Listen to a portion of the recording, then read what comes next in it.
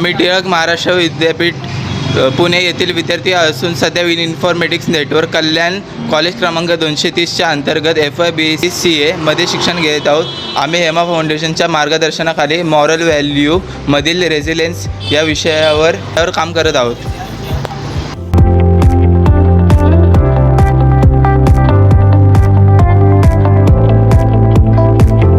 भविष्यात शेती सुधारण्यासाठी तुम्ही काय कराल?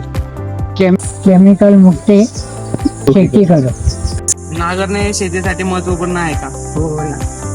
जास्त पडल्यावर शेतीवर काय नुकसान होतं?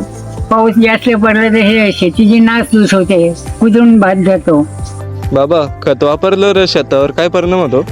भाताला पीक चांगला येतो आणि चव जाते. शेती करताना तुम्हाला कोणकोणत्या अडचणी येतात? पैसा कमी पडतो, माणसांना मजुरी द्यायला लागतात. पैसे असले तर माणसा घ्यावा लागतात. पाणी नसल्यामुळे शेतीवर कोणते परिणाम होतात? पाणी नसल्यामुळं शेती कोरडी पडते. हे पाणी असलं तर शेती होते, नाही तर वाळून जाते. शेतीसाठी सरकारकडून काय मदत मिळते? मला मदत मिळते, पैसा देतात फार थोडा. शेतीऐवजी तुम्ही कोणते व्यवसाय कराल? दूध आणि कोंबडी पालन.